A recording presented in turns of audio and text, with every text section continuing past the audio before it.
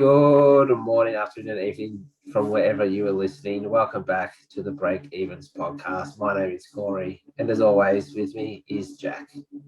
Hello. So, Jack, round one is done and dusted. We had 3 debutant tons. Should have been 4, but Dacos was robbed a couple. We had mid-price Bonanza. And it's looking like the mid-prices, most of them are going to make some money for us, which is good. We had some stinky defensive mids, or just defenders in general, that they just stunk it up. And we had Matthew Rao, which is the most important thing. As always, thank you all for your ongoing support. Again, the communication on Twitter, we had a few polls up. Getting 40 to 50 people on those, which is great, and just general discussion. We're always happy to give our opinion if that's helpful or not helpful, depending on how you take it. Obviously, we're just trying to get as much knowledge and stuff out there. So we're don't forget, we're always here. If you guys have any questions, you can find us on Twitter at BreakevensPod, and we're on YouTube and Apple Podcasts, The Breakevens. In today's podcast, we're going to go into review last round's games, and we're going to rate a few relevant players into a hot or cold category. So basically, they're in the hot category. We think they're overperforming possibly, or if they're a big primo, they're doing what they need to be, so they're hot, so those bigger scores. And if they're in the cold, it means we've had a primo score a lot less than what we were expecting, or just someone who scored really poorly, which I've got in the Collingwood St Kilda game, Mitch Owens. And we will also discuss our personal team scores and ranks and how we went. Jack doesn't want to say his rank at the moment. It was one of those weird weeks. And what we are going to do looking forward, and we're going to do a quick update at the end on the break-even side, which did even worse. So, Jack, I'm going to throw it to you first. Firstly, how did your personal team score? What did you score? I scored 2,165. 2,165, and that had you at rank 64,204. Okay, so very high up there. I'm almost close to that 50k. Yeah. So Jack, just quickly, we won't have a visual on your side for those on Apple Podcasts that are wondering. We don't have a visual, but who impressed you this week, Jack? Just a few people, and who let you down?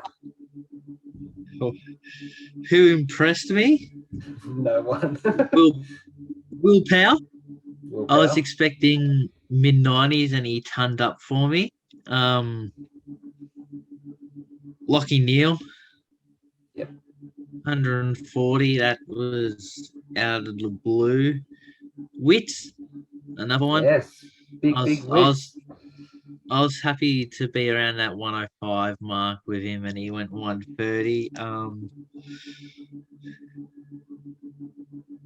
That's probably. And who let you down? Who's on the chopping block early? Patrick Naish. For some stupid reason, I fielded him over Rochelle and Hayes.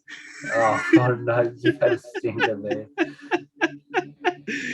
Naish had 4 touches to half time. It was on 14 Supercoach. Second half, he got up to 18 touches. 63 Supercoach. Yeah, the second half somewhat saved you there. It was looking like a score of 40. Oh, I was in tears. Did anyone else I was there playing let you down? Josh Ward. Yeah. I think he let everyone down. Jack Steele. Mm-hmm. he had a stinker. Berry and Hinge. And Hinge, yeah. I put him in for Gibcus last minute, and Gibcus scored 15 more points than him. Yeah. Nah. It was one of those rounds. As I said, the defense stunk it up. And yeah, I did have 3 tons in the defense, so I feel like my defense did all right. yeah. And yeah, obviously it's unfortunate that you had Rochelle and Hayes on the bench because they both went big. So, is there anything else you want to say on your team? What are you looking to do this week? Well, I took Berry out. Okay. Injury scare, so I just jumped straight off. Yeah, he has been named playing. So if you do want to reverse that and see how he goes this week, you definitely can.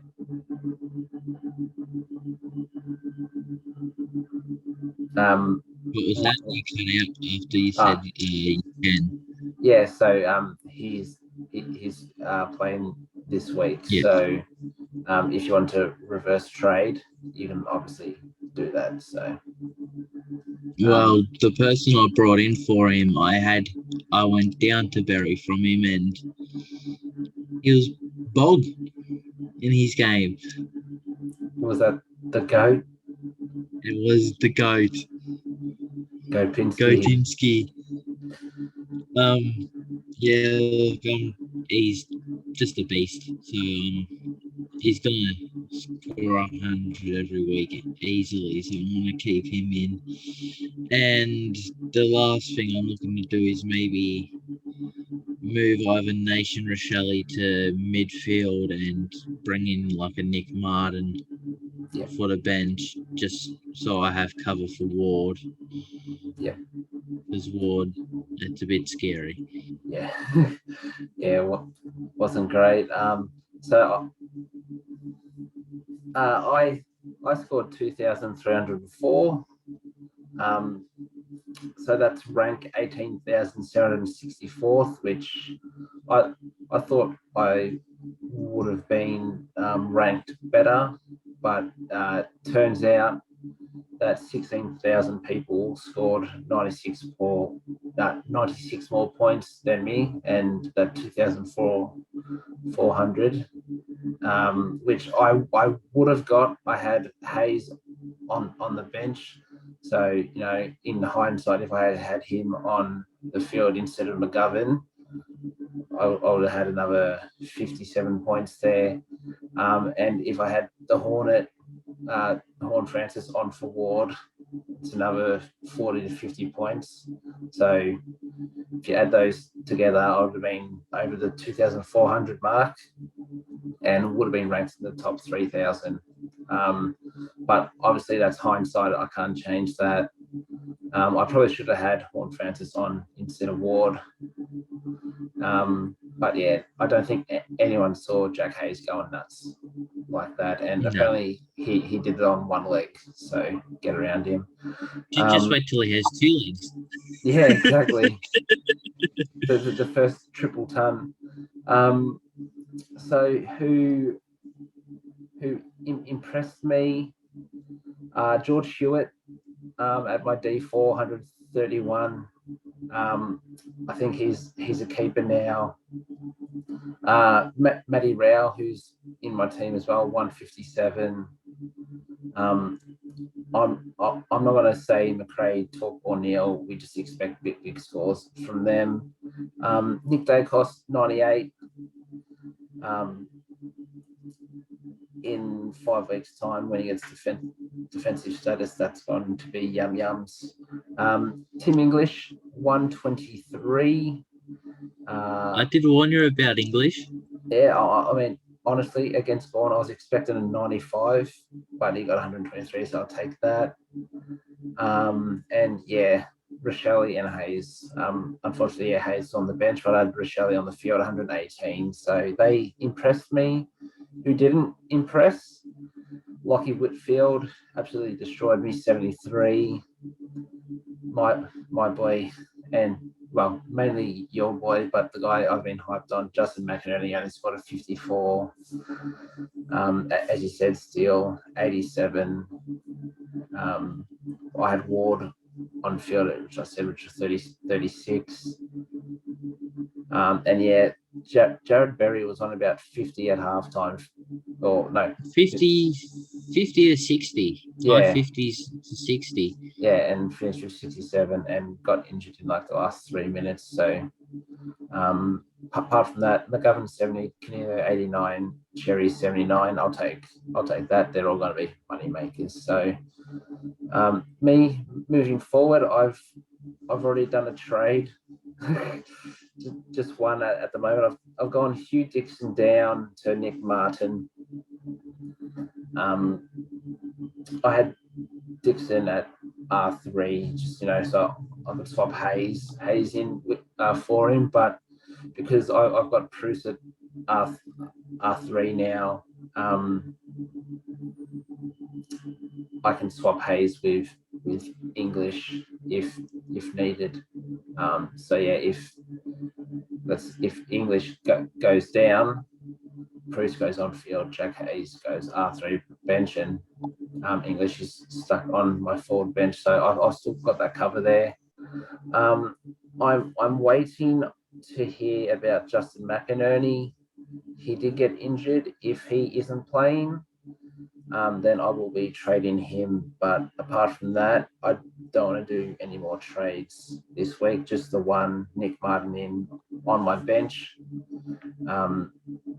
Yeah, with him and Hayes on the bench, I don't think they'll turn up again. So I'm going to back my on-field players to outscore them. So that's my team. So now, what we're going to do, Jack, is we'll go game by game. Tell us who's hot, who's cold, and the margin that the team won by and stuff like that. So I believe I had the first game, Melbourne versus Bulldogs. Yes. As you're putting the margins in now. Yeah, I'm looking at that now. All right, so I'll start. So yeah, Melbourne Doggies. D's won by 26 points, pretty comfortable. It was looking like the grand final early at quarter time. I'm pretty sure it was similar scores, and it was shaping up to be pretty similar. But yeah, D's were too strong. It pretty much was exactly the same as the grand final. In the hot category, I have for Melbourne, Christian Petrarca. He scored 163 Supercoach, 38 touches, 2 goals, 1 tackles, everything. Absolutely tore it up. He'll get the 3 votes for this game, and if he keeps going this way, he could be a big chance for the Brownlow. Clayton Oliver, 112, 32 touches, 5 tackles. The reason I've put him in hot, you'd think 112 for Oliver, that's not great, for him. He would obviously do a lot more, but he had 7 frees against. So that's what 7 5s is 35. If you take all those 7 away, he's scoring 147. That's all I had for the hot dog for the hot D's. For the hot dogs, see what I did there. The hot dogs. Bailey Smith, who, by the way, if people don't know, the Doggies game teams have been announced, and Bailey Smith is out. He scored 139 Supercoach, 33 touches, and a big 11 tackles. He looked like he took Tom Liberatore's spot. Libba was playing forward the whole game, and Smith hadn't had that midfield time. So is that something we see when he comes back? Who knows? The ever reliable Jack McRae, 133 Supercoach, 39 touches, just did his thing. As we spoke about, Tim English, 123 Supercoach from 20 touches, 18 hit-outs, and big thank you to Max Gawn, because he had 8 frees, 4, which he's not going to get every game, so that's a little bit scary because all those points puts him at around that 95 average.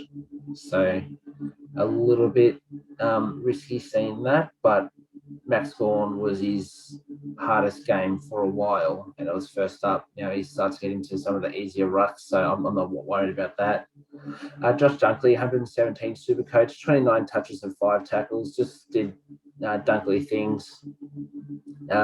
Didn't get on the goal list, which he usually does. So 117 at D1 will get him the highest averaging anyway. I've got Bond here who did roll an ankle.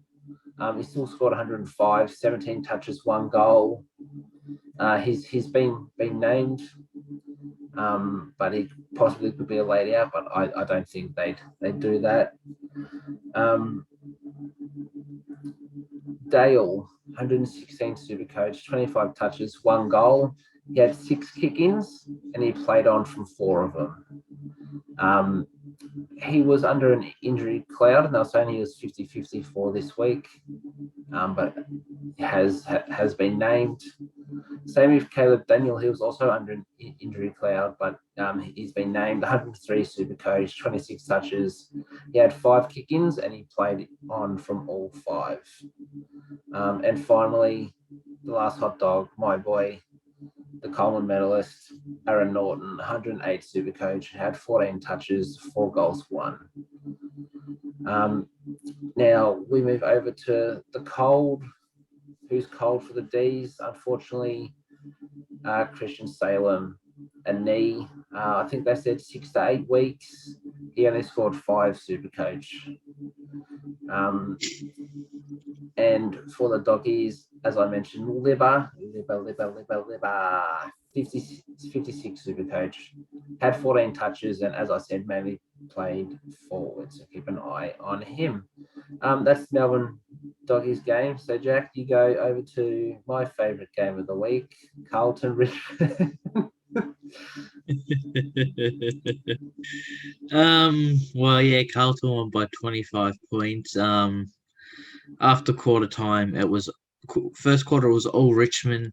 Then the rest of the game it was all Carlton. Could say part of it was Presti's injury. Yeah, first quarter he had 10 touches. He was killing it. He was all over the Carlton midfield group, giving Richmond Falls the first chance. He goes down in the second quarter. Richmond's midfield disappears. Absolutely shocking. Then you have your Crippses, your Hewitts, your Kennedys, your Cherrers that just ate alive the Richmond midfield. Which, by the way, for people who haven't heard, Cherra is not playing this week, health and safety protocols, but Sam Walsh is back in. So, I mean, I was going to get to that, but yes. Hot for Carlton. How can you go past the highlight of the round? Sam Doherty. Yep. Returned 26 touches, kicks a goal in return, 144 Supercoach. That's a defender. That's the scores we want from our defenders. That's it. Get him in. Like I said in the last podcast, I'm happy that he returned against us, but I didn't want him to, and he showed me why I said it. He ran that game.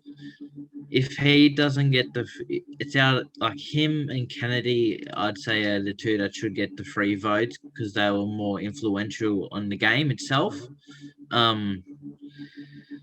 He's just him in the back line. He stopped everything Richmond tried to do after quarter time. He was the man there that was stopping it. Next, we got Adam Sard, 139 Supercoach, 21 touches. He's run off halfback, looked like his Essendon days. He looked on fire. Is he going to continue it? We don't know, but we're basing it off this week, and he absolutely had a corker.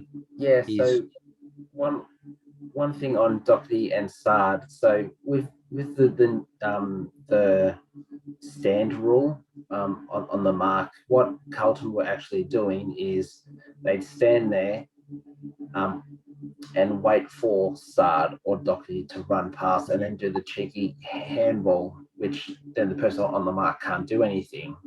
I think that will change because I don't know if you saw a few teams do it, Jack, but a few teams weren't standing the mark. They Yeah. were taking that 5 meters back. Carlton were doing it as well. Yep. So teams that do that against Carlton, you'll see Doherty and Sard not get as many meters gained and maybe less possessions because the people that stand 5 meters back are allowed to move left or right. So that's just something to be wary of, especially with Sard, because I think Doherty's more of a flow of the play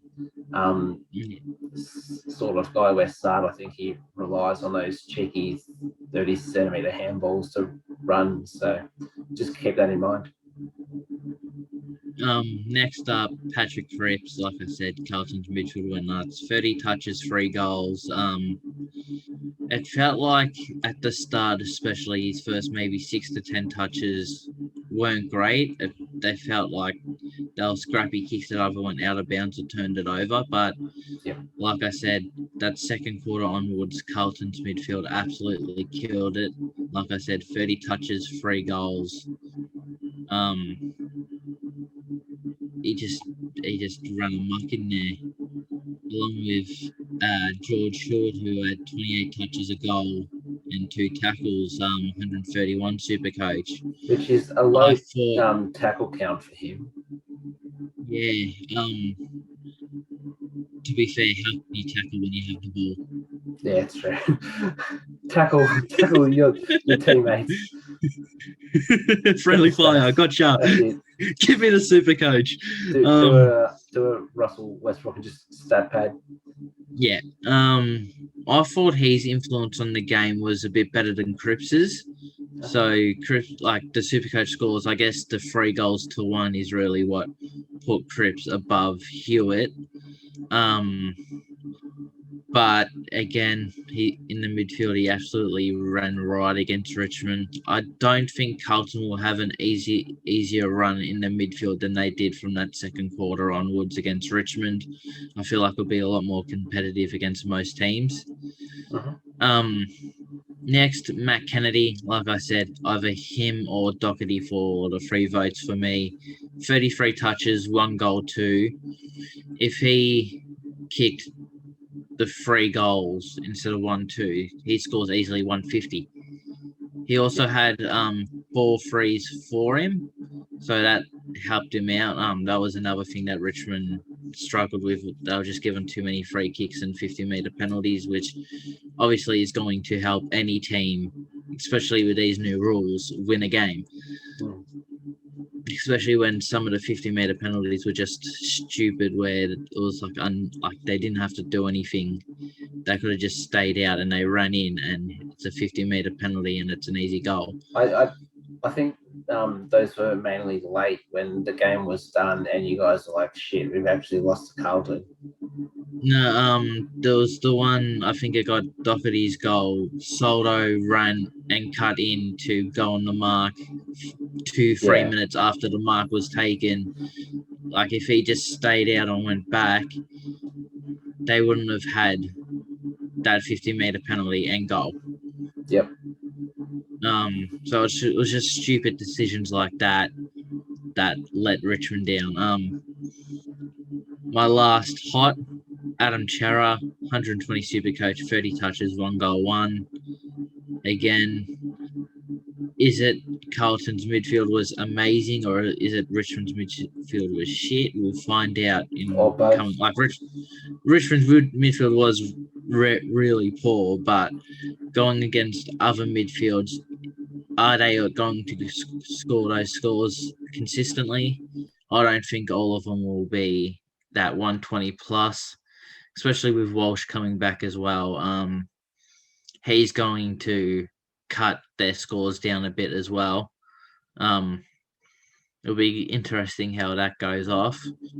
Yeah, I think this week things won't change. You know, Chera's out, so I think this week Walsh goes in. Everyone plays as it is. Yeah. But when they're all playing together, obviously Cripps has to stay inside mid. He has to, right? He's the one that stays. It's just how the others flow through.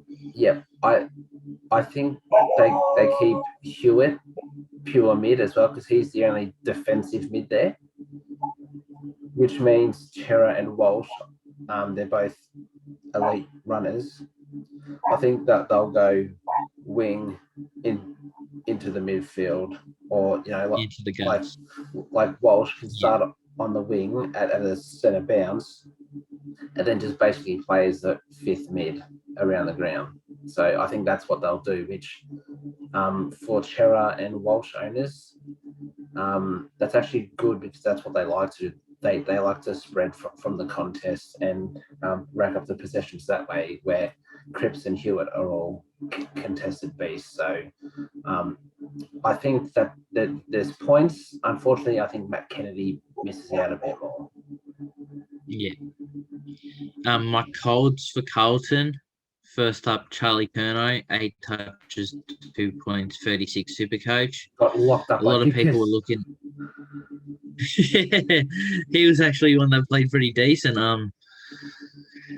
Yeah, look, that's a very poor score if you want to make money, and that's why people were putting him in. Next on the list is Zach Williams. He's that mid-price defender, 11 touches, 44 Supercoach. Didn't really get into the game at all, I don't think. He's one that I felt wasn't in it for the whole thing. I barely saw him on the TV, and I saw a lot of Carlton, so that's saying something. But you didn't see a lot of their back line, so that's why. Yeah. You say that the 2 top scorers were defenders. Then I've got Jacob Wiedering for a primo defender, 62 Supercoach, 9 touches. Isn't great. Again, did he have to do much? No. That probably let down his score a bit. But, 62 Supercoach for a primo defender ain't great. And then my last cold for Carlton is Adam Chera because he's got COVID and he's missing this week. So he was hot on his performance because he absolutely killed it, but he goes in the cold list because he's missing with COVID. Yeah, fair. For Richmond, hot, absolutely no one. Everyone played shit. They're all cold, surely. They're all cold. Give them all the potatoes. They're a sack of potatoes. They're bloody useless.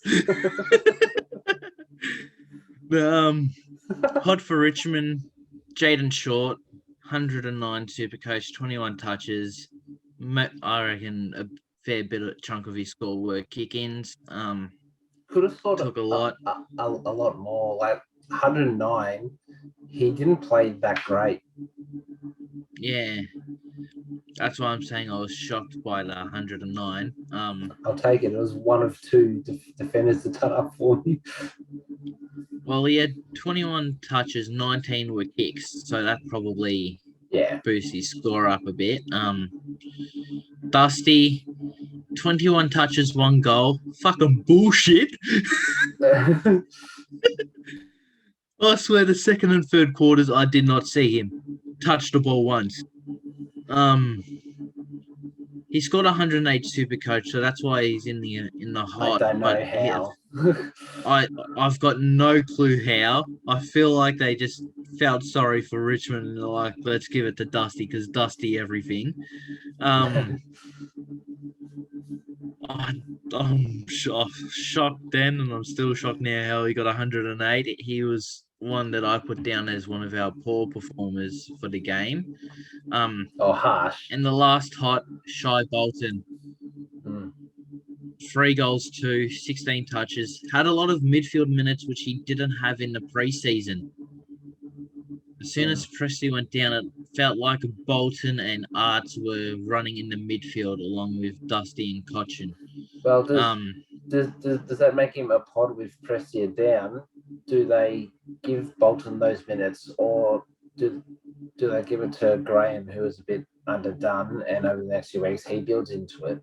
That's a big question. I think my opinion is, I've got a few things. Either Pickett will go in to the guts and McIntosh goes back on the wing because he missed. Sydney Stack for that muscle and the just jump on the ball. I don't give a crap. Yep.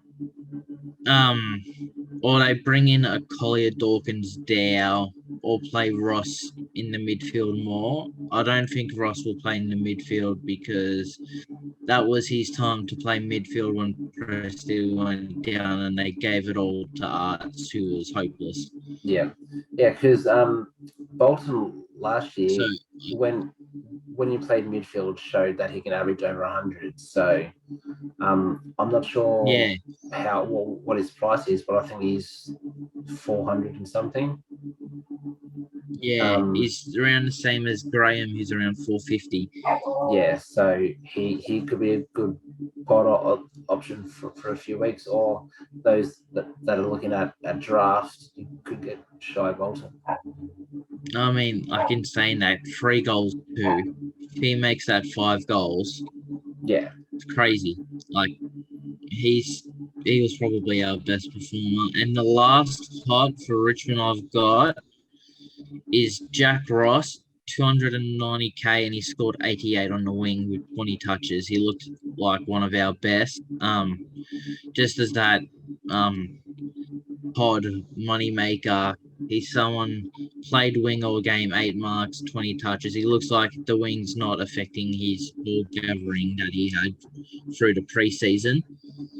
He's a better wingman than he is inside midfielder. Oh, I don't know. He's the one that goes in and gets the ball like Prestia. He would have been the bull of the midfield, but instead we had 3 runners in the midfield, and you can't run if you don't have the ball. The cold list, Soldo, talking about him as a money-making ruckman, 29, 5 touches, gave away to 50. He had a very poor showing. I think he might get dropped Prestia this week. Nah, Jack Rewald's out, so he probably keeps his spot. But that means Bolter will go forward, so you still have 2 tools. Bolter played forward. Yeah, Bolter played forward after the second quarter. For the second half, because Rewald injured. So you guys had 4 tools in your forward line. You can't do that again. You probably can't really get away with 3. So I think Soto. We looked good with 3. It's just I know. was a bit too much. I just think Soto's going to be dropped this week. I mean, he definitely could be. Prestia, 3 to 4 weeks, another hamstring. That's why he's in the cold list. He played 1 quarter, scored 42 with 10 touches. He was killing it. He was the game changer, really. And then I can go through the whole team if you really want. But Nank, Primo Primo Ruck, 58 Supercoach. He had 13 touches, so he's one who I thought would have scored more. It would have been around that 75 to 80 mark, but 22 hitouts, 13 touches. That's a good game by a ruckman. So I feel like he was a bit hard done by with that 58 Supercoach, but he is cold because of it. Yep. Was that all I've got on that game. Awesome. So yeah. I'll go on to the Mighty Pies and the Stainers. The Pies won by 17 points. I thought we were going to lose by 30 points, but we got up by 17, so get around it. In the hot category for the Everyone. Saints, Ah, for no the one. Saints, the big man, Jack Hayes, the man I've been talking about all preseason. A couple of weeks ago, Jack, you were getting annoyed at me, going, "You keep going on about Jack Hayes." This is why I went on about Jack Hayes. I mean, he wasn't even 127. on the list 2 weeks ago. Yeah, and I was still talking him up. 127 Supercoach, had 18 touches and 3 snags. And I just want to point out 2 things. One, he had a 71-point third quarter. 71-point Yeah. third quarter. Absolutely went nuts. And funny enough, that's when the Saints actually looked decent and hit the front, was when Jack Hayes was impacting. And the second thing, a thing came out today saying he was playing on one leg because he's got a bit of a leg niggle. Nothing too bad. It's just at training, someone landed on his knee and he's had a few operations on it, but it didn't look like, anything because he absolutely tore it up. The other ruckman, Rowan Marshall, 124 Supercoach, 21 touches and 25 hitouts, look good. Riders going back through the VFL, which means Marshall and Hayes get another go. Especially Marshall being that number 1 ruck, and Hayes keeps his spot, which we want to happen a lot more. Jack Sinclair, 125 touches, 1 goal, 1. Apart from Hayes, Sinclair was the one that really impacted the game. He was everywhere, and he was another one that drew that third quarter and sort of took him out of the dumps. Jade Gresham, 109 Supercoach, 24 touches, 2 goals, 1. I just want to point out he scored that high because the 2 goals he kicked were the 2 most important goals for St Kilda. His first one was the goal to get him in front in that third quarter. So if you don't know how it works, if it's a close game and someone kicks a goal and they go ahead, they get more than just the 9 points. They get scaled up a few more points. So he got a few there. And then late, they were sort of starting to come back, and he kicked the goal to keep him in reach, which means he would have been upscaled a bit more. So realistically, he probably should have scored about 90, maybe even 85, but his 2 goals were at the right times, and it got bumped up to 109. Brad Crouch, 112 Supercoach from 27 touches. This is what he can do, but he'll probably, sniff a line of coke or something and then be out for the season again. And for the Pies, who's hot? You spoke about Everyone. Before, Jack Gopinski. 133 Supercoach, 30 touches and a goal. He was everywhere. And at a very cheap price. So be on the lookout. Jordan De Goey, 111 Supercoach, 27 touches, 2 goals, 3. Played a lot of mid-time. So I think we were right in saying pre-season, Jack, that they were just easing him in, playing him forward, getting that match fitness up, and they just unleashed him. And he was looking like the guy that was scoring well at the end of last season. 2 goals, 3 as well. If he converts 2 of those, he's at 130. Definitely a target if he keeps that role. Brodie Grundy, 124 Supercoach, 17 touches and 37 hitouts. He had a quiet-ish first half, but in the second half, he was really tapping down to our mids. His tap work was amazing, and then he worked into the game with his touches. and just shows why he's a must-have. The Brownlow medalist Nick Dacos, 98 from 27 touches. I know I talk this kid up a lot, but did you watch the game, Jack? I did. So you would have noticed early on, every time he got the ball, the Saints made it their responsibility to give him a big bump, or to try and ruffle him up and see if they could get him to lose his head.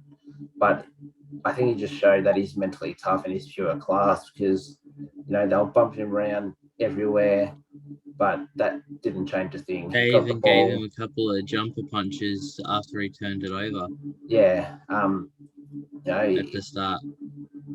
His first 3 possessions were probably shaky, but then after that, he just showed his class and he was hitting targets. He was on the run. He was doing everything. So he's an absolute lock. And I've got Taylor Adams here, a flat 100 for 25 touches. I didn't super notice in this game, but he's still turned up. So the Colts, I've got Jack Steele, 87 from 28 touches and 7 tackles. Just didn't really seem like to get flowing in the game. He had 28 touches, but I just didn't really notice him. I watched most of every game this week, and this Collingwood game, I don't know, he just seemed a bit off. But saying that, over the last couple of years, he's had scores of 84, 91, now 87 in round 1. But then he's gone 130 plus in each of round 2. So he's a bit like Max Gawn, where they're round 1, they have a lower score. But then after that, that's when they start to pump it out. And the 91 he scored in round 1 last year was his lowest score for the season. So expect a big return there. And Mitch Owens had 2 Supercoach, played 69% of the game or something. Was on a wing, didn't go near it. I think he was following Lipinski at one stage, which... No wonder you got nowhere near it. which Lipinski had 131 more Supercoach than him. So, he was an absolute stinker. And for Collingwood, here's one of those defensive mids, Jack Crisp, 69 Supercoach off 16 touches. I said a couple of podcasts ago that he scores less playing pure mid. He was pure mid. He scored a 69. So that's sort of backing that up. But I can't say this enough. Your primos you hold this week unless they get injured. You just hold them. That was the first game. After round 2, if Chris drops another 70 or 80, then you probably look to move him on, because at the moment... Get him the hell out of here. Because, at the moment, obviously, his role isn't helping out. If he was playing off the halfback, I reckon he would have scored over 100 easy. So that's that game done. What game do you have next, Jack? The game that I fell asleep watching, Geelong Essendon. Oh, what a great game that was. So I actually Geelong won. I also fell asleep. It was half time and I woke up and it was 10 minutes into the last quarter. Well, I fell asleep halfway through the first quarter. Geelong won by probably the closest margin of the round, 66 points. Should have been 150 points. I think they just went after halftime. We've had a couple of injuries. Let's just walk the game out. Hot Paddy Dangerfield, Especially early. 31 touches, 1 goal, 155 super coach. He looked dominant and he played forward. He spent a bit of time up forward. And I'm mentioning that because there's a DPP that might come into play here. And if it does, he's going to be the highest averaging forward. If not, I'd still look to upgrade to him because he looks on fire. Unfortunately, I think they knew it was going over by half time, so I reckon they just chucked him up forward just to save the body. Chris Scott's come out and said, and that Dangerfield's come out and said himself that he's going to play more mid-time than he has over the last couple of years. But in games where they're blowing the team out, I think that's when you'll still score, still play more mid forward. So sorry. Next player should have kicked 12, 14 goals. Tom Hawkins kicked 4 goals by half time. Didn't have a set shot afterwards. He just kept passing it and getting other players into the game, which is what we see from Tom Hawkins through the last few years. 148 super coach, 17 touches, 4 goals, 2. We said he'd be in the goals, but I didn't expect him to start the season with a bang. You did have him in your top 10 forwards. I did, and I had him averaging around 95. so he's gone 50 above.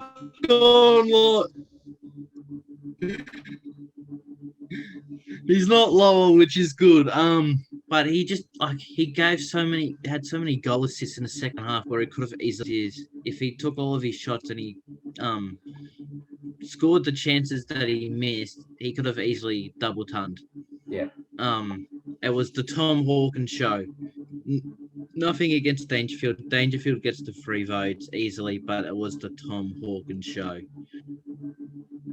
Next up, we had a little talk about him at the start against the preseason game against Richmond. Then we saw the Amy game and we were scared, and he's come out and kicked 4 goals, 3, scored 120 super coach, got 4 cheapies.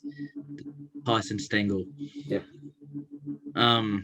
I don't think either his goals or points were off him marking the ball. I'm pretty sure he just started running into the goal square and Hawkins gave him all 7 shots. And he missed 3 of them from the goal square. Yeah. 20 touches, which is a good sign for a small forward, especially when you're dominating the game like that. You would expect the ball, you wouldn't expect that high amount of touches, especially for small forwards. 120 super coach, 290k, I think he is. 250 odd, isn't he? It might be there. He's mid to high 200k forward, 120 super coach. That is a very good return. Next up, Reece Stanley. He's that mid-range ruck option. 17 touches, 103 super coach, 19 hit outs, he had 4 frees against and scored 103 super coach. And what did you say? That's 20 super coach lost off free kicks. Yeah. That's 123 score from him. Yep. If he didn't give them away, and that's up there with the Grundys and the Wits and the Gorns for round 1, which no one really expected. And my last hot for Geelong is Tom Stewart. I don't know how he had his 21 touches and 103 super coach, but he did. He was one of very few defenders that turned up, which I'm very happy about. The ball didn't go down there much, and he scored 103. Yep. Imagine when Geelong have competitive games and the ball goes down there a fair bit, his score easily jumps up 20-30 super coach. Yep. So a big hot for me. Played very well.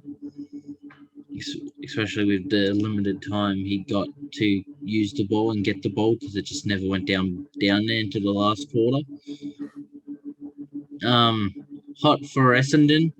There's a few surprisingly for how they didn't play great.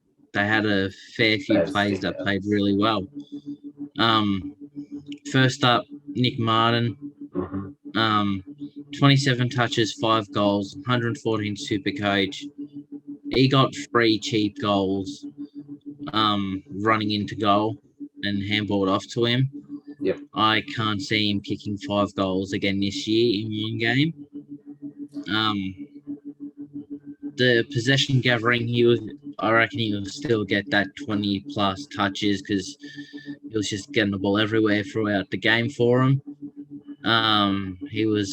It's a very good debut for him. I think him and a couple others who debuted will be very shocked with how well they did because they would have been nervous in a lot of things. Zach Merritt, 39 touches. Only 113 Supercoach. I think he was that low because of Geelong. Who's scaling and a certain amount of points. The massive scores Geelong had, I reckon that chucked him down to 113. I reckon he was a 120 to 130 Supercoach score game for him. He was everywhere, even when he played down on the half back line. It could be just because the ball was always down there. But we play with what we got. We know what Merritt does, and he's done what we expected from him. My third player, the sub, Tommy Cutler, 104 Supercoach, 24 touches and a goal. Bloke wasn't even meant to play. Yeah, he was one of 2 subs that turned up. Yeah, he keeps his spot because of Langford's injury, which I'll get into. He's a very cheap option. I'm not exactly where. It might be it's either back or forward. Yeah. I'm pretty sure. I think Is that 200? If it is, fuck Wiedering, fuck Lloyd, fuck all the primo defenders, get Cutler in. No, if he does anything like that consistently, he's going to make a lot of money and could be that interesting pod choice. Which, talking about mid prices turning up, my next player, Dylan Shield, 23 touches, 101 Supercoach, and he took a lot of Parrish's points off him. 23 touches, 5 marks, 4 tackles, and he was very good with it by foot, kicking, hitting targets where he usually shanks most of them. Is that 300 and something K mid. He's another one of those mid prices that are looking very good. Getting on a hot Jai Caldwell, price value for points, 23 touches, 2 goals, 191, and he's in that 230k range, I think, as a mid only. Yep. Sounds about right. 91, that's a very good score, especially coming off a lot of injuries, being a cheap player. So that's why I've got him in hot.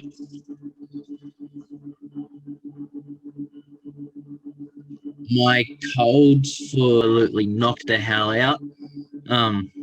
He had 6 touches, 38 Supercoach. We weren't expecting him to score highly, but that concussion and him only playing 44% game time with 38 Supercoach, that actually was a good look. He definitely could have scored well, but the concussion, he's out for a week with the rule. That's why he's in cold, and obviously he looked good and comfortable early. Like, he was getting the ball, he was using his hands, he was finding targets. So the concussion really puts him in the cold because he played well until he got concussed. Yep. My next one is Jeremy Cameron, another one who was having a very good game.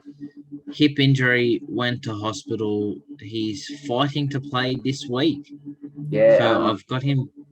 he had a session today, but he was doing Yeah, running away from the group, so they might just yeah, rest him this week. Looks like. yeah.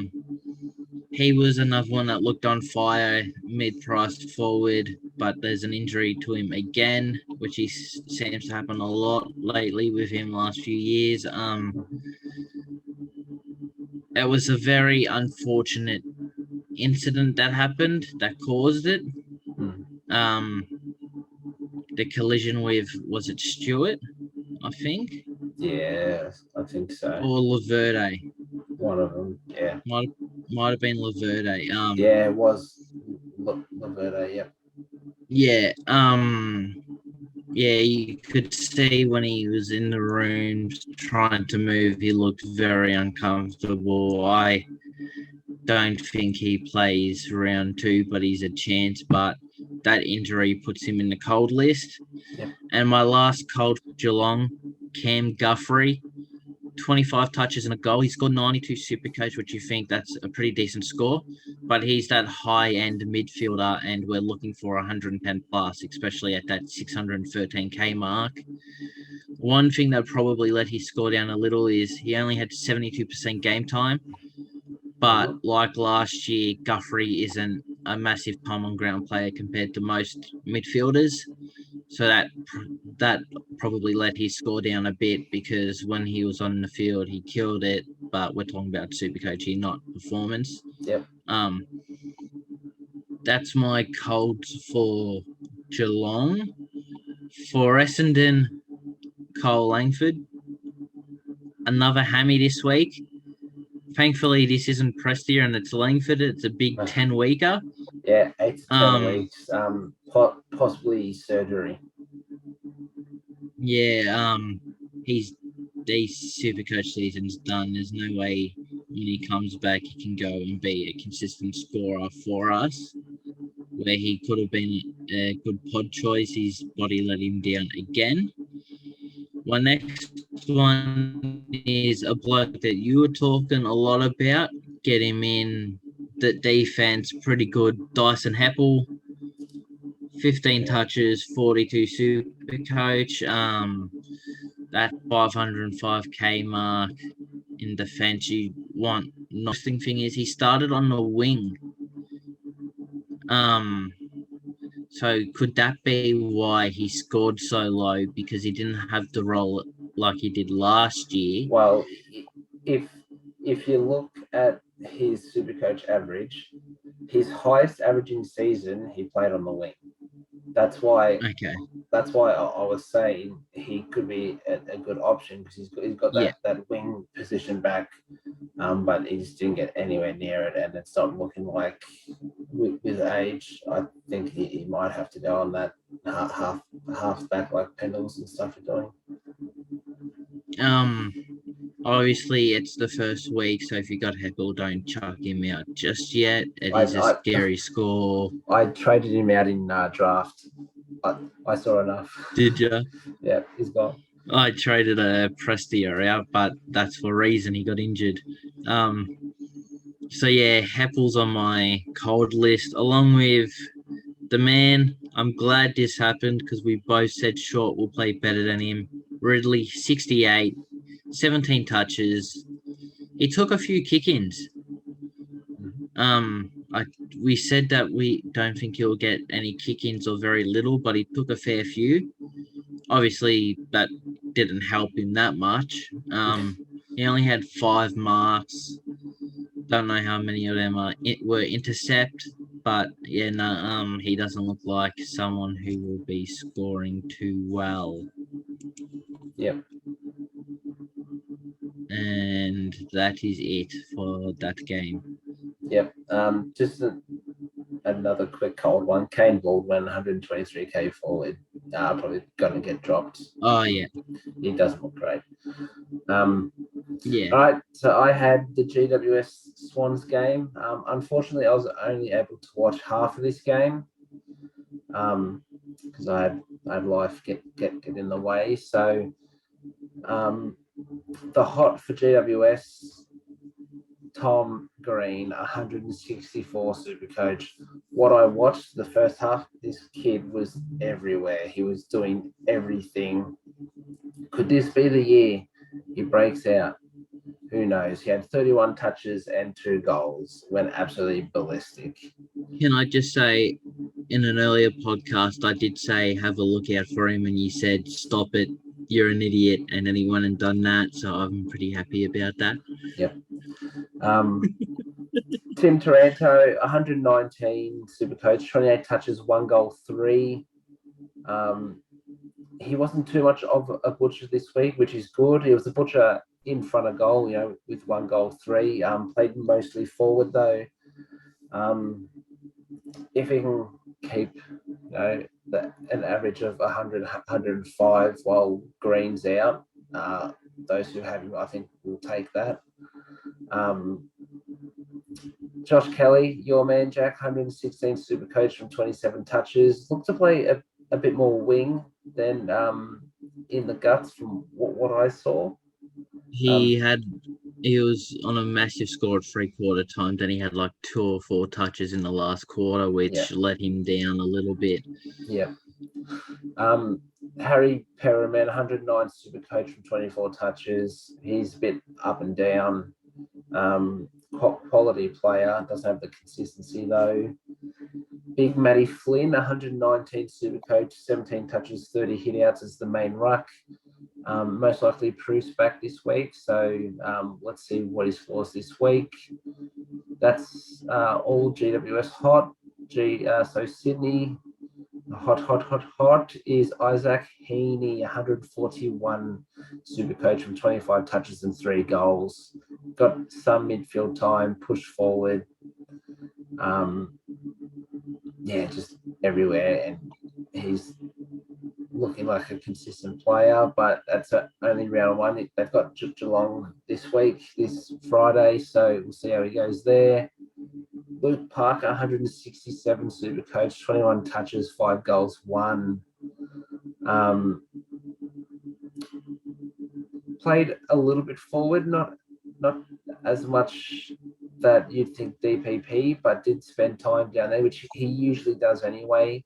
But he had a massive last quarter, and I think that's where a bulk of his points came from, because they ended up winning the game by 20 points, which I didn't mention at the start, but Swans won by 20 points. I did mention him. Yep, you did. Row bottom, 119 Supercoach from 18 touches. The big homeless llama, Tom Hickey, 100 Supercoach, 16 touches, 33 hitouts. Ollie Florin on a wing, 116 Supercoach, 20 touches, 3 goals. Errol Goulden, 97, 16 touches, 1 goal, 1. I've put him in there because second year player, you'd think around that 75, 80. He was close to that ton, so I thought I'd put him in. And lastly, the Lizard, Blakey, he's got 98 Supercoach, 22 touches. The important thing was he had 6 kick-ins and he played on from all 6. Now, with Lloyd coming back this week, I think that might change a little bit. Cold for GWS, as we spoke about at the start, Lockie Whitfield, 73 from 18 touches. Didn't really look to get going. The flow of the game.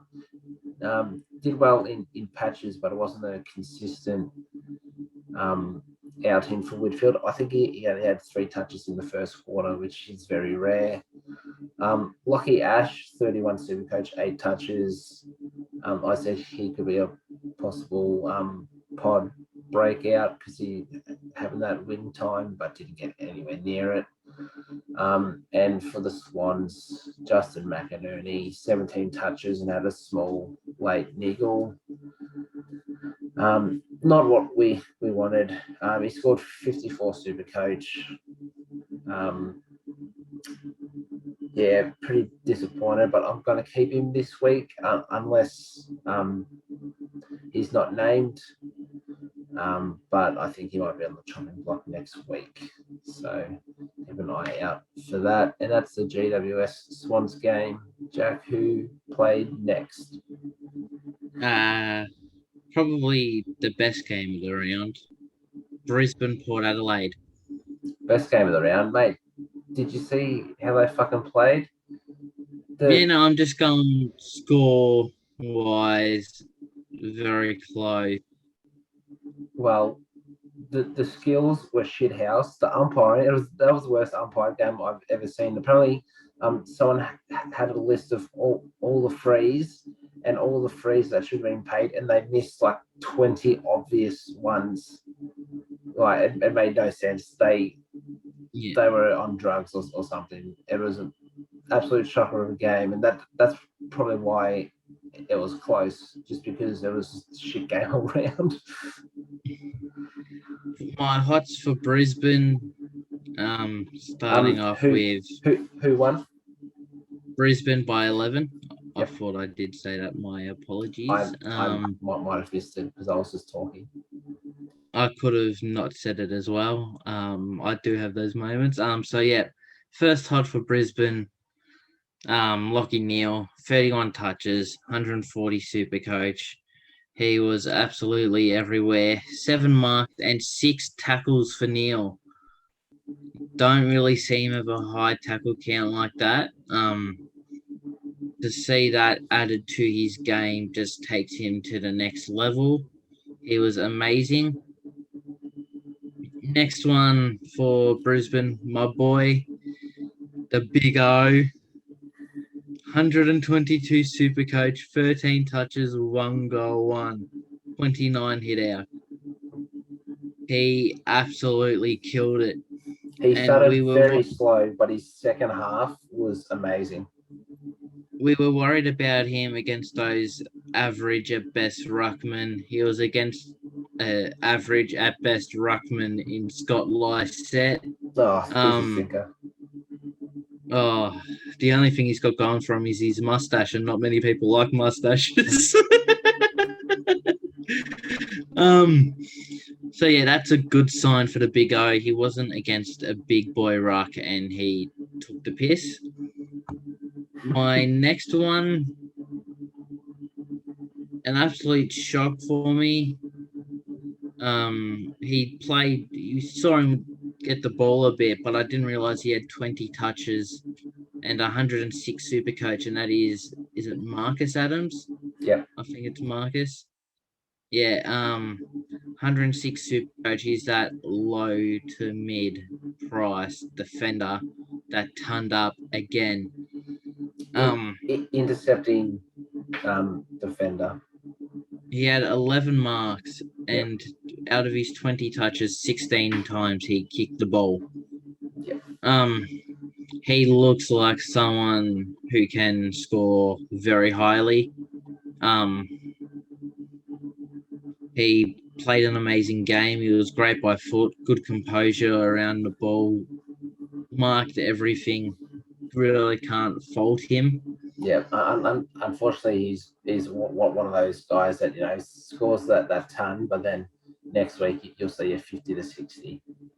Yeah, well, we hope not. We hope he can continue his form. But yeah, my last hot, another guy I rate, the porno mustache himself, Joey Danaher, 11 touches, 4 goals, 3. Can this guy kick straight, please? He had 101 super coach, could have easily been 140 plus. Can he not handball from 9 meters out on the fucking halftime siren? I was just about to say that as well. It's like at halftime, he takes a mark, here's the siren, goes, nah, here you go, mate, here's the ball. Yeah, and then comes out a minute in. Streamer. And then a minute into the third quarter, 65-70 out, goes, fuck it, I'm having a shot. Which he missed. I don't know what goes on in his head, but 101 super coach for that. he doesn't give two fucks. Like he, Oh no, he's got the bag. I, That's I, all that matters. I don't know if you saw, but he did that handball. The siren went, and he walked off laughing, He high just fiving laughed. people. Like, Yeah, it's what like, the yeah, fuck's let's going? go. Get around me. But 101 super coach, mid price forward. You like to see it. Like Marcus Adams, he's one that will probably score that 70 range next week. Yeah. We Watch him don't know double much about him. We know a lot about him, but don't know much about his consistency.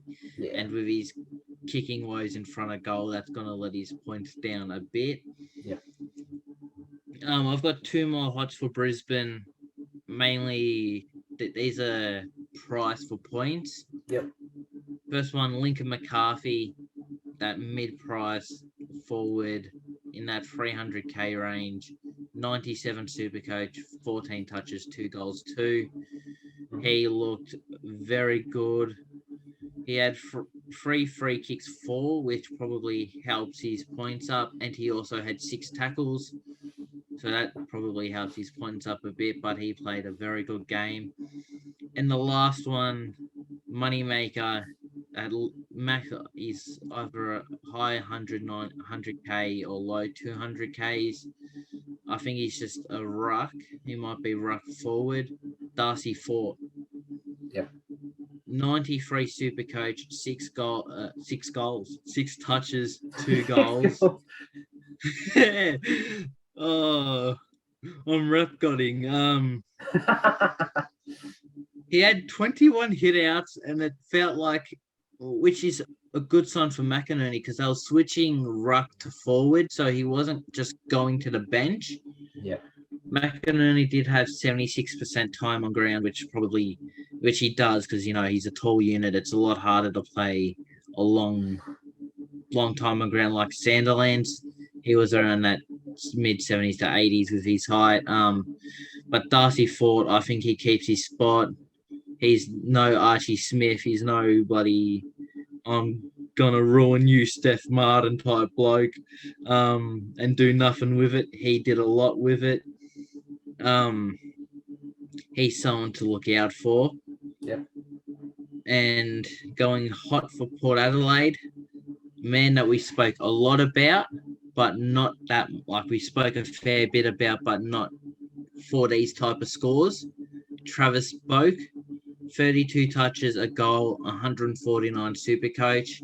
He did sit down forward a bit, but like Parker, it felt like it was, and Dangerfield, it was mainly mid, and he went down there a little bit. Yep. So that DPP is probably won't happen. But those scores, we love it when they happen. He's someone to look out for because he's in that 500k range mid. And if he keeps scoring like that, mate, who cares about the Tom Mitchells and all those, the Jared Lyons who are getting about? Why spend money on them if you're going to get the same or more with Travis Boak?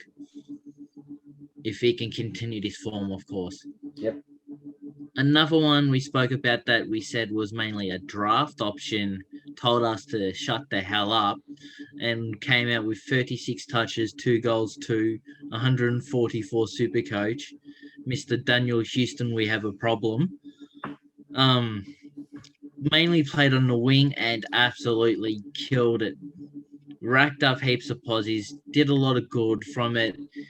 Like Adam Saad, he was getting those handballs out the back with the stand rule, but his were towards the forward line, and he had 4 pings outside 50 and had a 50% goal rate from that, which is a decent thing for 50, 60 out.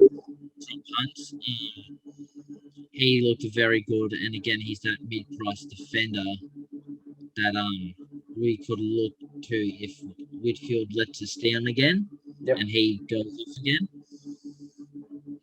Next player, he looked like he got hurt early on, but he played through it, and we love to see it, is Zach Butters. 27 touches, 114 super coach, He's usually someone that kicks a goal or two. He didn't, and he scored 114. He had 5 tackles, which boosts up the score a bit as well. Yeah, so it says here that he had a head knock from a Rayner tackle early in the first quarter, which is what was the worry. Obviously passed the concussion test, thank God. And he just ran amok in the midfield, 27 touches. Like I said, usually gets on the scoreboard, and if he does, it's high points. 114 is still a very good score for a forward, don't get me wrong. The last one, man, I picked up in draft, and I probably should have put him on my field. Darcy Byrne-Jones, 26 touches, 113 super coach, with 21 kicks, 8 marks, and he gave away 3 free kicks. Is this his year? Yeah. For the last 2-3 years, people have gone on about Darcy Byrne-Jones. He's gonna go off. He's gonna go off, and then he sits at around that 80 to 89 mark, and everyone's like, "Oh, he's another bust." This year, he's come out, started with a ton. He's looked very good on the ball. Can't really fault what he did. He was very good. That's all I've got to say, really. He's got that wing position. Usually he plays half back and then goes wing, but it's looking mostly wing, and then sometimes might go through the actual midfield. Someone I bought in draft.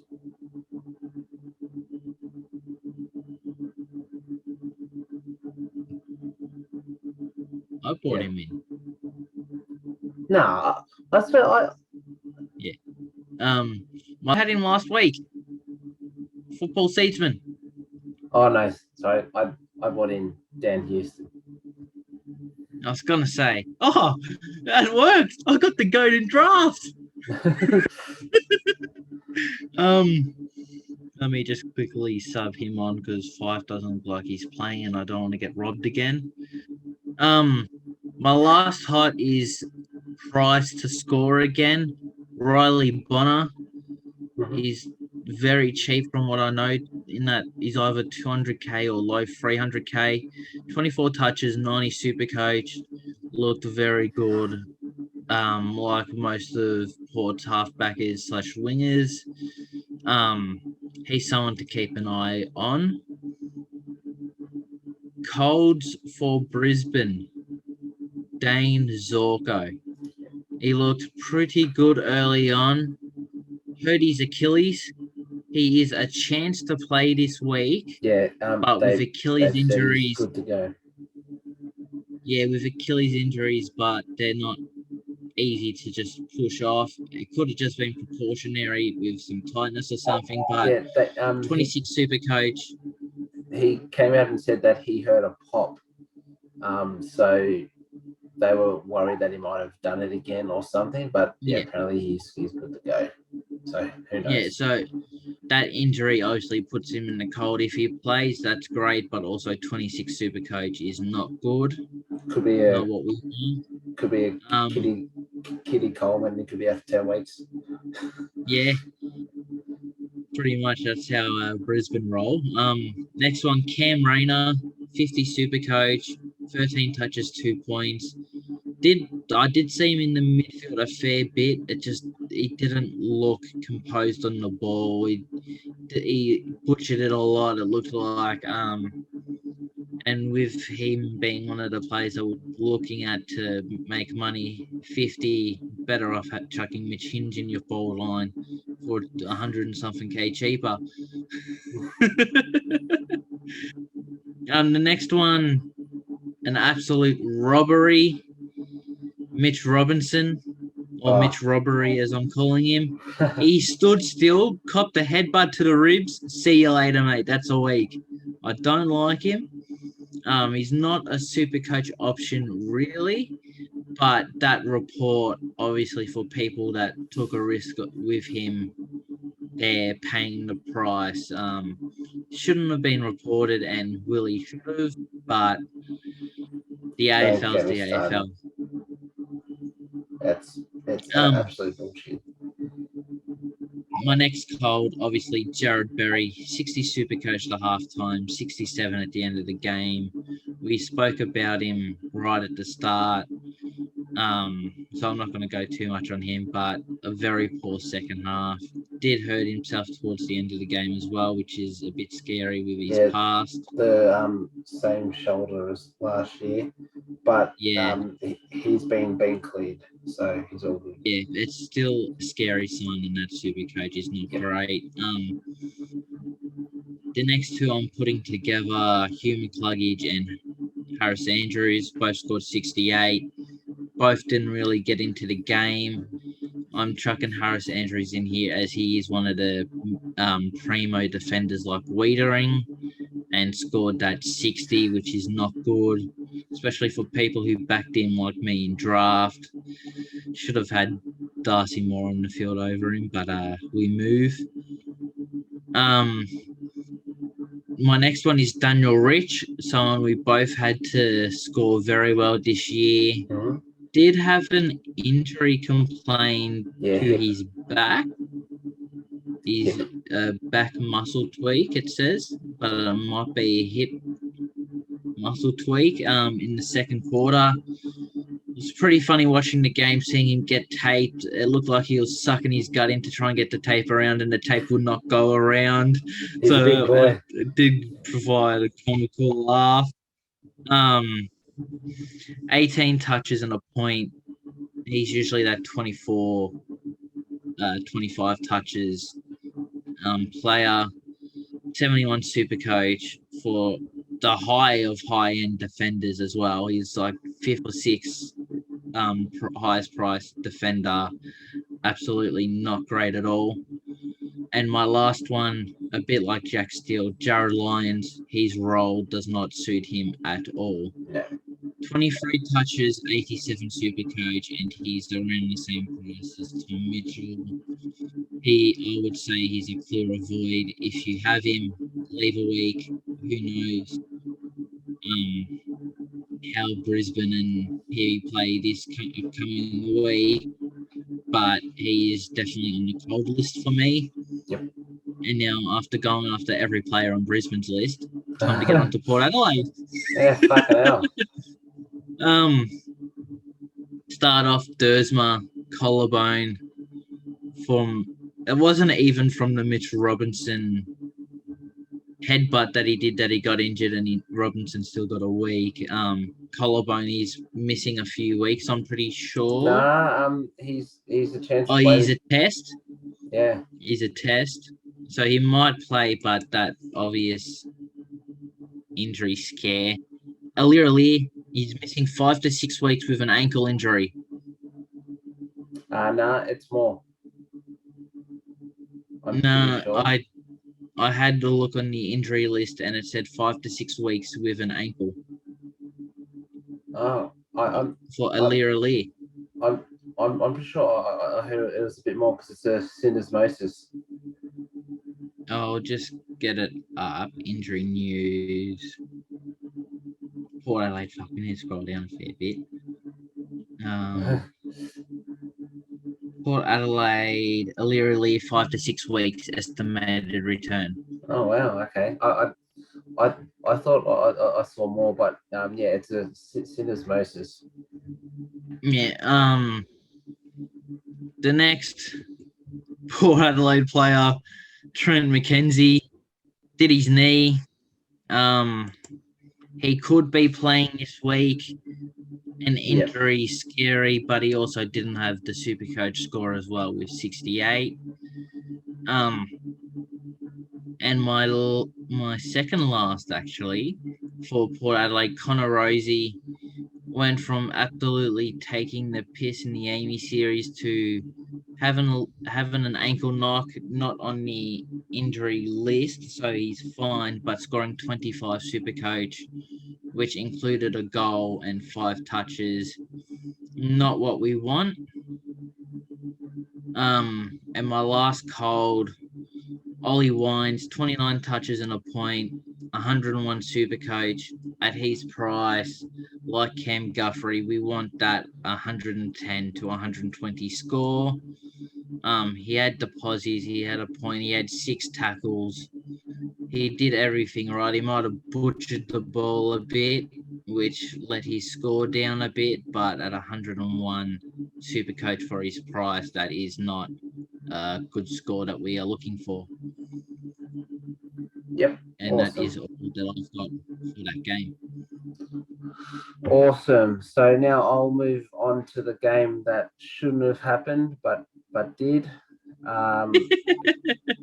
Because now Worst thing is you said they'll have no win, and then you said Kangaroos will win, and you're wrong again.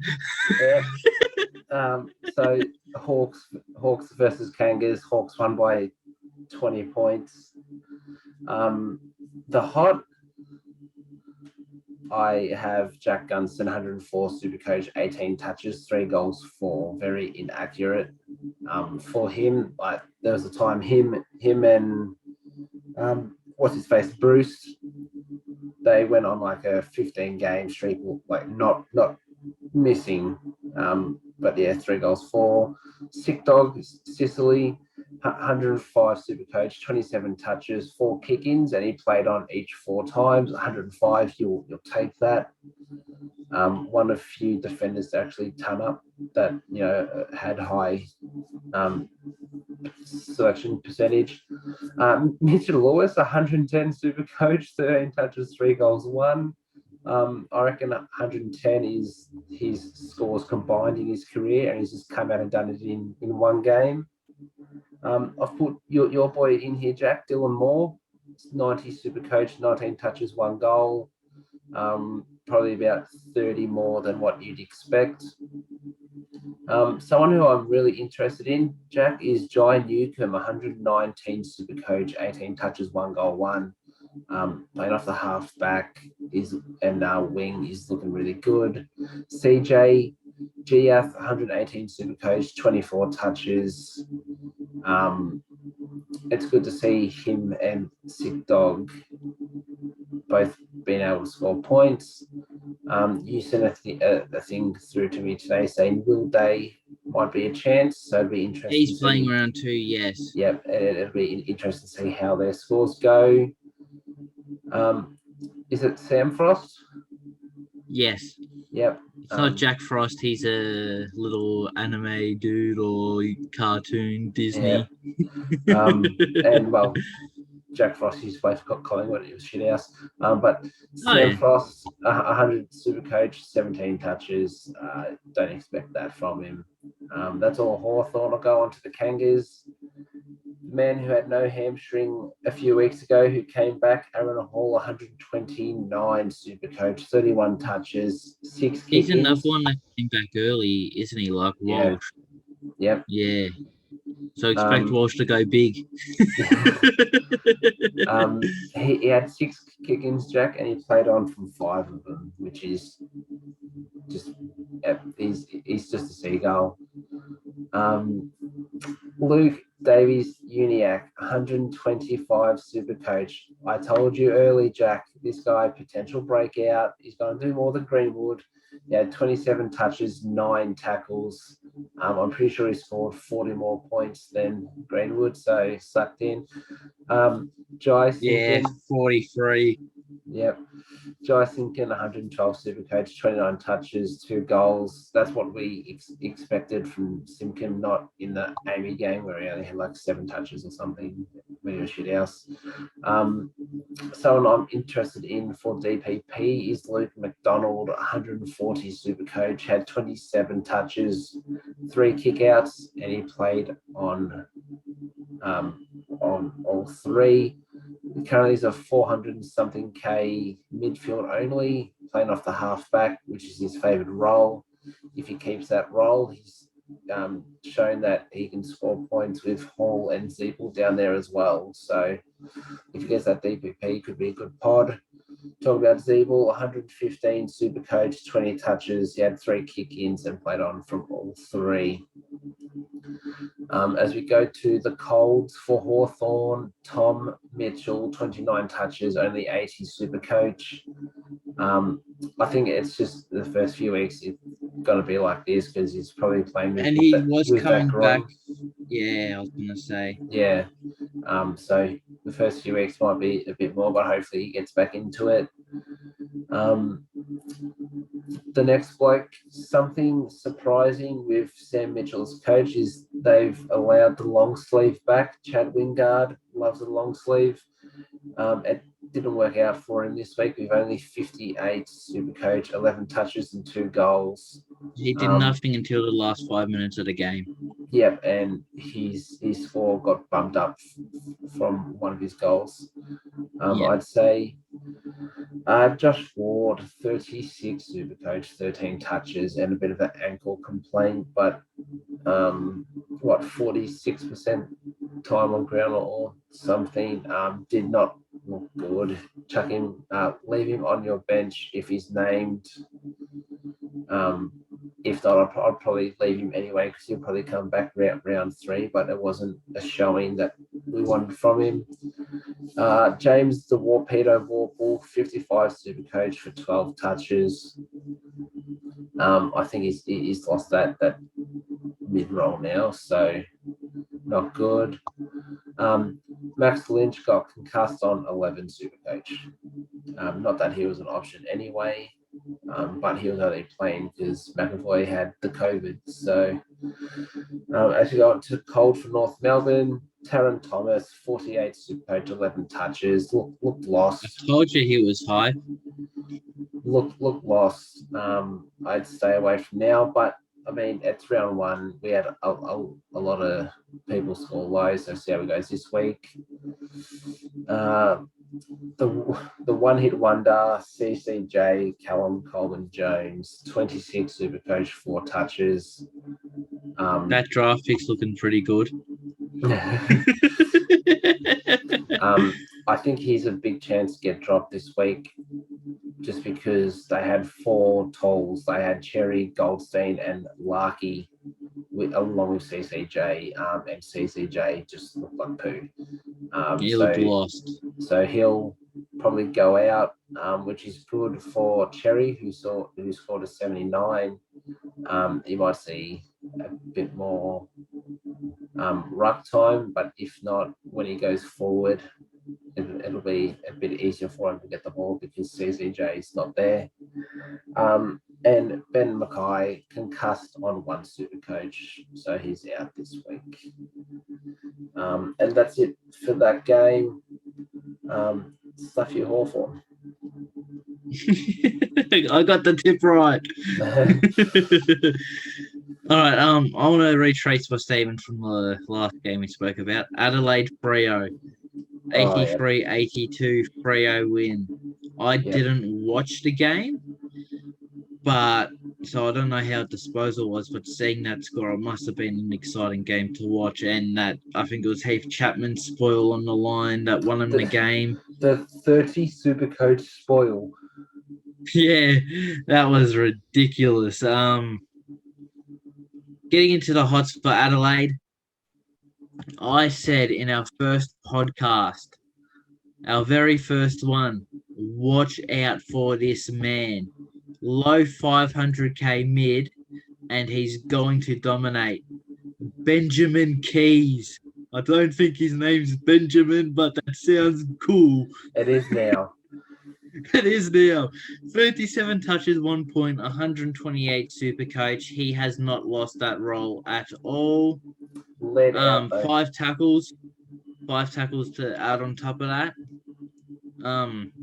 Even with Matt Crouch in, Keys did not lose that role at all, and he showed me why I showed faith in him at the start of the year. Yeah, but also Laird's out, so when Laird's in, Laird is out. Interesting to see what happens because they're trying to put Dawson in there as well. Next one, it hurts me to say his name for certain circumstances. Rochelle, 14 touches, 5 goals, 118 super coach. 3 tackles on his debut. His debut. That is an amazing game. I honestly expected a typical Jimmy Rowe performance that he did last year, which I'll actually get into Jimmy Rowe in a second. 118 Supercoach, was expecting maybe that 70 to 80 for his first game. Nerves, small forward. But no, he took it up. That soccer background must have helped him, being a Melbourne City Academy player or something like that. Great club, by the way. But yeah, no, he absolutely killed it. And again, I get the sub that took the piss. Shoal. Yep. 23 touches, 108 Supercoach from 62% game time. I think he keeps his spot. He's another one of those mid prices that have turned up. I think he's midfield, bud. So that's what would keep you away from him. He's been a potential breakout with Schonberg over the last couple of years. I was actually surprised he wasn't best 22 because he's one of their good young players. He absolutely killed it. Matt Crouch did Matt Crouch things. 30 touches, 30 handballs. I'm not too sure if it actually was 30 handballs, but it was at least 25. It'll be pretty close. At least 25. 4 tackles. He also gave away 4 free kicks, which let his points down a little bit. Again, that's 20 Supercoach he lost due to that. Just hope he stays fit. He looks like he hasn't missed a game, even though he's missed 2 years. 21 handballs, Jack. He had 9 kicks. Is that a career high?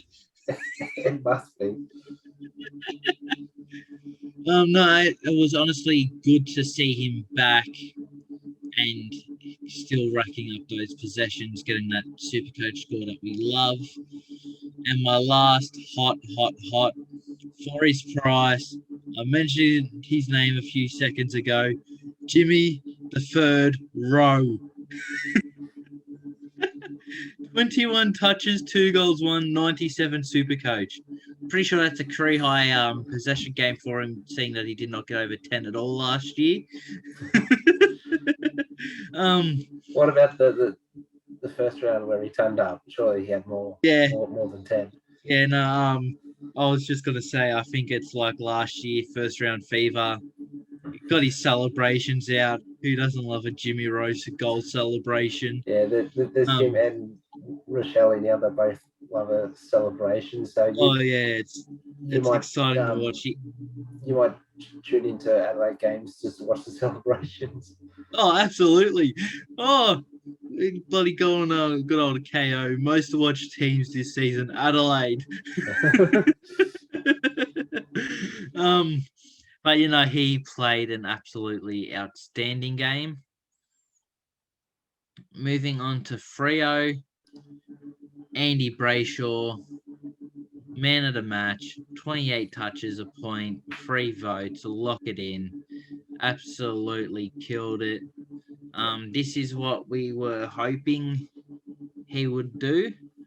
Jump up from that 105 odd to, we wanted 110, 115, and he got 127 in the first round.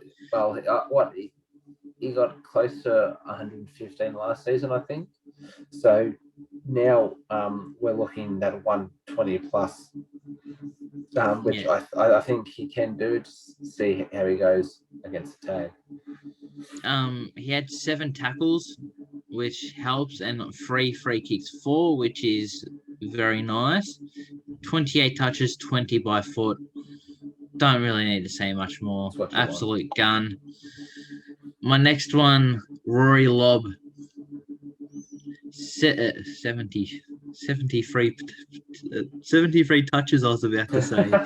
13 touches, 2 goals free, 113 Supercoach.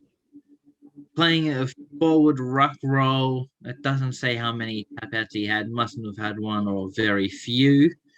6 marks, 2 goals free. like Danaher, if he could have been accurate, that's easy 130 plus. Nine hit outs 9 hit out, yeah. from 20 ruck contests. So as you can tell, he won them all. With Rory Lobb, he's been a player for the last few years where we're like, can we chuck him in? He's a key forward, but he doesn't play like a key forward. He can pick the ball up from the ground and run. He's athletic. He's got the talent to be a great option. He just needs the consistency, which we have to look for. But 113 Supercoach, it's a very good score. And especially he's that forward ruck, I think, and he's in the 300 to low 400k range. Absolutely take that. David Mundy, we were worried about his role. 23 touches a point, 101 Supercoach with 5 tackles. He played central mid. Yeah. So 101, it's a good score. I think he's in the low 500s, high 400s. He's like a bloke and others, aged like fine wine. He's bloody 40 almost and still getting 23 touches for fun. 400. And my last one, I think I checked before, he's around 295k forward. Sam Switkowski, 18 touches a goal, 95 Supercoach. Played midfield in the preseason. I didn't watch the game. It says he started forward, but he might have drifted into the midfield at times. 95 Supercoach for that price. He's around the same price as Rayner, and he scored 35 more points. 45, sorry. Absolutely killed it. My colds for Adelaide, McPherson obviously wasn't much of a choice, but injured 1 to 2 weeks with a hamstring. Hamstrings galore this week. It seems like that was the only injury. That and syndesmosis. Yeah. My next one, Saligo, 5 touches, 29 Supercoach. Was his first game, but didn't look comfortable, didn't look great. Then just above him, someone will hyping up that could be a good low mid-price defender, Wayne Malira. 14 touches a point. He started halfback, switched forward in the third quarter, and that's when he started doing something. He looked lost. That's a scary sign. He hasn't played a lot of football in the last 2 years, but it is scary. Yeah. Next one, Hinge, caught leg in the second quarter, 14 touches, 4 marks, 50 Supercoach. Started in defence, moved to the wing in the third quarter, which is where most of his points come from when he went to that wing spot. Adelaide coach, I can't think of your name at the moment. Nix. Keep him on the wing. Hicks, Matthew yeah. Nix. Matthew Nix, yeah, you bald-headed flog. Give him his midfield time. Yeah, most of his score would have been in the midfield. My next one, Riley O'Brien, 92, 12 touches, 2 points, 92 Supercoach. People were looking to go to him for a cheaper ruck option, and Darcy Ford scored more than him. 26 hit-outs, 12 touches, 2 points, had 4 free kicks, 4. I don't think he's an option. Obviously, it's round 1, so if you've got him, don't chuck him out now, but I can't see him going anywhere near even Tim English. Yep. And my last one, Jordan Dawson. First half, he was shocking. I think he was on 25-30 Supercoach on the wing role. He played wing, and he was on 25-30 Supercoach. Didn't look great. Switched to the halfback in the second half. Scored 98, 17 touches, 1 goal, 1. 12 by foot. I've got him here 1 for his slow start on that wing. Quite scary, especially we're talking that wing roll up, that he's going to dominate, and he was very slow with it. But also with his price, we want him to turn up, get that at least 105. It was just a bad week for defenders in general, really. But that wing roll, like you said with Jack Friss, it seemed to hinder his performance. Yep. So hopefully he can go back to that half-back flank and go back to the Jordan Dawson we know. Cold for Freo. Michael, where's your sunglasses, Walters? Where was he? Did he play? 7 touches, 30 super coach. I don't think he went on the field. I mean, he would have had to if he had 7 touches, mate. Maybe he'd come Gone on from the bench, Yeah, handball to the boundary umpire. No, he'd come on, get a handball, go straight off, and he did that 7 times. I don't think it was 2-3 years ago. We would chuck him in because he was scoring that 100. He was a great player. He's just gone. Yeah, he's more of an X Factor type player for Freo now, not a super coach player. So yeah, Sunglass Walters. Then we've got Luke Ryan, someone who I was looking at, didn't go with. Thankfully, 70 super coach, 15 touches and a point. But now that point surprises me. Like I said, I didn't really watch the game, but if he's having shots, they were desperate. 15 touches, 11 kicks, which is a good sign. 3 free kicks against, which is 15 super coach. So he was around that 85 mark, which still isn't good, especially with his price. It was a bad week for defenders again. Like, that's all we can really say. If you've got him, again, hold for a week, see how he goes. But if he has another 70 odd, I would be getting the boot out and putting it on his backside.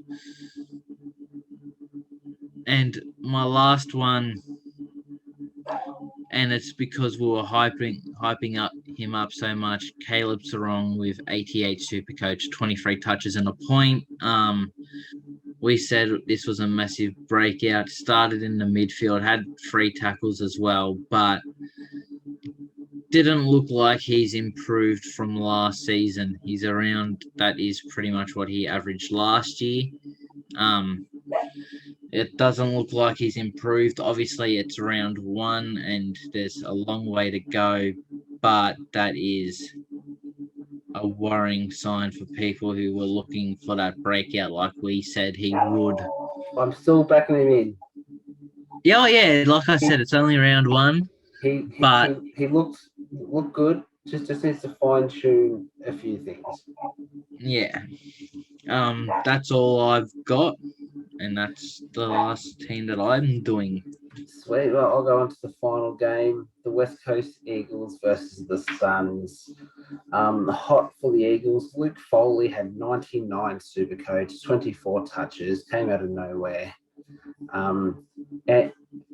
Andrew right hook gaff, 103 Supercoach, 32 touches.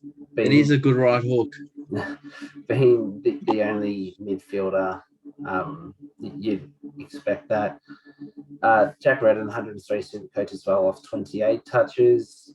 He's a midfielder as well. Yeah, well. You said Gaff was the only midfielder, and you've just gone and said Jack Redden. Yeah. Jack Redden's a nobody, all right? Jermaine Jones, 106 Supercoach, 21 touches, 2 goals. Actually looked really good. Was running up the middle, explosive, really good. Jeremy McGovern, 115 Supercoach from 19 touches, just doing his thing. We'll go to the hot for the Gold Coast Suns. This guy was hot because he has red hair. That's Matty Rowell, 157 Supercoach, absolute jet, 33 touches, 6 tackles, and a point. he looked like the Matt Rail that we saw for those 4 rounds. Hopefully he can, 1, stay fit, and 2, keep it up. If so, he's a keeper for those that started. Tuk, 137 Supercoach, 29 touches, 1 goal and 5 tackles. That's what you expect from him. Noah Anderson, 108 Supercoach from 23 touches. We said there's not enough talked about him, and he showed that he needs to be spoken about now. He's an impact player. Your boy F-Wits, Jack, 127 Supercoach, 15 touches, 1 goal, 1 and 28 hitouts. Alex Davies, 202k mid rookie. Well, rookie, it's his 2nd year. 86 Supercoach, 12 touches and a goal. Didn't seem to have the role, but if he scores 86, for those that have him, he'll make that 150k. Just so you know, Witt scored 131, not 127. Oh, was it? Yeah, Fan Footy didn't upgrade it, but on the Supercoach app, it says he scored 131 for me. Oh, fucking Fan Footy, pull your heads in. So, sorry, Witt's 131 for 15 touches, 1 goal, 1, 28 hitouts. So, yeah, Davies, 86, could make 150k if he keeps averaging that. Your boy as well, Jack Will Powell, 107 Supercoach, 16 touches, only had 3 kick-ins. He was 105. 105. Fuck's sake, Fan Footy. They've let us touches, down. Yeah, that's it. 3 kick-ins, and he only played on twice. And I only have 1 cold for this game, just because most of West Coast, they were nobodies anyway, and no one really of any relevance for Gold Coast played poorly. But I've got Nick Nat, 63 Supercoach, 9 touches, 29 hitouts, just a bit low for the 3rd highest priced ruckman. So that's all the team reviews. I've got one for West Coast. Yeah. Patrick Naish, you bloody bastard! Yeah. Did you do colds for Gold Coast, or do you not have any? I don't have any. I would say maybe Lockie Weller, people were looking at with him with his kick-ins, and he scored 54 from 20 touches, and Lukosius had the 62, 12 touches, 1 goal, 2. Yeah. They're probably the 2 of relevance that weren't great. Lukosius is playing forward, so he's not relevant at all anymore. Lockie Weller, yeah, I can see that, but me personally, there was a point where I was like, oh, he's taking kickouts, but then it's like you've got Power down there and Bose, so he's not really an option. 105 Supercoach with only 3 kick-ins, that's a pretty good game by Will Power. Yeah. All right, so that's the team reviews. I'll quickly just go over our Breakevens team. So unfortunately, we had an absolute shocker. We scored 2,077. It wasn't the lowest. I mean, you are half the lowest. Yeah, I know. We're ranked 87,068, which is not great. Being a joint team, there was a few where we're like, we wanted to get, well, I wanted to get, but Jack didn't feel comfortable, and vice versa. One of those, well, 2 of those being Matt Rowell and Patrick Cripps, and we went with Sarong, so there goes fucking 400 Supercoach. So people who let us down, we had Whitfield 73, McInerney 54, Steele 87, Sarong 88, Berry 67, Josh Ward on field 36. I do want to apologise to you, Jack, as well. So we had Sean Darcy, who obviously didn't play, but for some reason I did not have the emergency on Jack Hayes on the bench. So we missed out on 127 points there. So I do apologise. So you would have scored more than we would have scored more than me, but you stuffed up. Yeah. Get around it. we would have scored 2,200. And yeah, apart from that, we had Nash on the bench, so it didn't really matter. Now, trades this week for break evens. I think we're looking at going Nash down to Nick Martin. And hopefully that's it. But if Sean Darcy isn't playing, we're going to go down to Wits, which means next week, if McInerney doesn't do anything, we can go McInerney up to basically anyone we want. So, Which at the moment will be a 300 to 450k defender because they're the only ones performing. no, mate, Aaron Hall. So yeah, that's what we're looking to do. Captains, we said Jack McRae vice captain. I think he's a must. We've said all preseason, the first 10 rounds, he can basically just be your vice captain and just don't change it. And we've gone for Lachie Neale captain Again, against the Bombers. Yep, so we had Neale captain last week because we had it on Darcy but it didn't play, so we put on Neale and that worked out for us 140. So we've gone with him again against the Bombers. Jack, you did say possibly a Darcy against St Kilda, but yeah. I think we might stick with Neale there, so that's what we're looking to do. Like I said, I'm happy with Neil. I can just see Darcy having one of those monster games against Marshall. So hopefully we have a much better round this week. Same with me. Hopefully I have a much better round.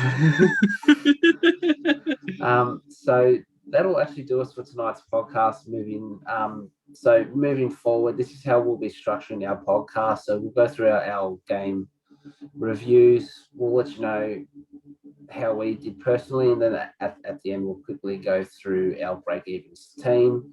For those on YouTube, let us know for the break evens team, do you want us to get the team up, or are you just happy to just quickly go through like I just did? Let us know, and also let us know on Twitter and in YouTube comments if you want us to do our personal team reviews, so small 10-minute videos each week going on our personal teams. Let us know. We can try and get that going. So yeah, please let us know on Twitter and in the YouTube comments. So thank you all again for your support and for listening and watching on YouTube and Apple Podcasts. Don't forget to hit us up on Twitter at the Breakevens Pod, which I just said, and on YouTube, the Breakevens. Good luck to everyone for round 2. And on that note, as always, it's goodbye. Catch ya.